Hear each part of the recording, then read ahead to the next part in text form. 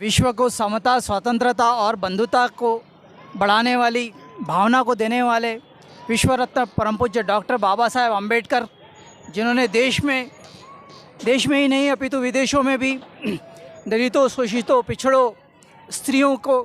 कल्याण के लिए अपना सर्वस्व न्यौछावर कर दिया और देश में ऐसा संविधान दिया जो विश्व में कहीं भी नहीं है। उस जन क्रांति को जन्म दिया जो समाज में मार्टिन लूथर किंग के बाद में पहली बार विश्व में स्थापित हुई।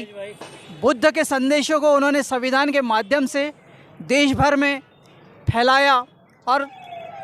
जनता को एक सच्ची सीख दी कि मानव एक समान कैसा होता है। इस भावना को उन्होंने संविधान के माध्यम से जनता के समक्ष में प्रस्तुत किया। जन कल्याणकारी भावना कैसी होती है,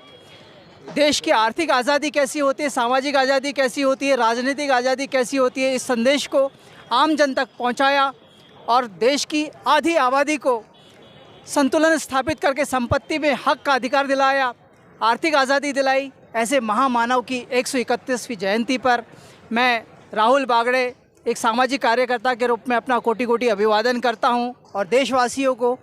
उसके इस जयंती पर्व पर बधाई देता हूं, शुभकामनाएं देता हूं और ये जनता से अपेक्षा करता हूं कि इस देश के संविधान को हमें जिंदा रखने के लिए जो चाहे वो करना पड़े, अपने प्राणों की आहुति देना पड़े, लेकिन मानवीय अधिकार मूल्यों को बचाए रखने के लिए हम सब मिलकर काम करेंगे, एकता के रूप में एक सूत्र में बंधे रहेंगे।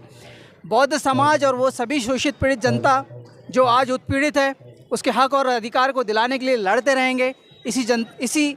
संदेश के साथ में मैं जनता को पुनः एक बार बधाई देता हूँ, शुभकामनाएं देता हूँ। जय भीम, जय भारत, जय संविधान। न्यू दिशा यूट्यूब चैनल के माध्यम से देखने वाले सभी दर्शकों को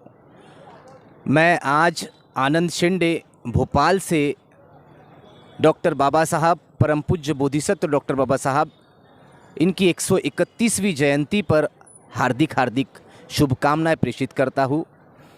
और आप सभी से आशा करता हूँ कि जो बाबा साहब ने सपना देखा था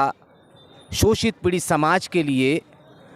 वो उनके सपनों को हम साकार करने में, उनके अधूरे कार्यों को हम पूरा करने में अपना जीवन समर्पित कर देंगे,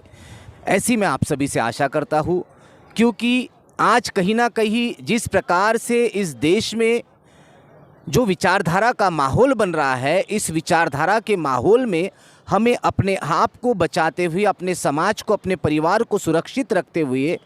संगठित होकर संघर्ष करने की नीति पर आगे आना होगा। तभी हम बाबा साहब के सपनों को साकार कर पाएंगे। और आज उनकी जयंती पर मुझे ये लगता है कि हम सभी को, चूँकि मैं अक्सर एक बार देखता हूँ कि हमारे बहुत सारे संगठन है, कोई कहता है कि मैं आरपीआई का हूँ, कोई कहता है मैं बीएसपी का हूँ, कोई कांग्रेसी है, कोई बीजेपी है, कोई कहता है मैं शिवसेना का हूँ, कोई मनसे का है, न जाने कितने प्रकार के कार्यकर्ता मिलते हैं हमें। पर कभी भी मैं ये देखता हूँ कि कोई ये नहीं कहता कि मैं अम्बेडकर वादी हूँ करके। तो हमें अम्बेडकर वादी बनना पड़ेगा, चाहे आप किसी भी संगठन में रहे, पर जब समाज की बात आती है तो हमें संगठित होना होगा। और ये जिस दिन हो जाएगा, हमें पूरा विश्वास है कि इस दुनिया की कोई भी ताकत है, ये बाबा साहब का खून है, उनको हिला नहीं पाएगी, उनके संविधान को कोई टच नहीं कर पाएगा। पर बशर्ते केवल हम लोगों को एक ही चीज़ देखना होगा कि हमें संगठित होना होगा, अपने विचारधाराओं को त्याग कर,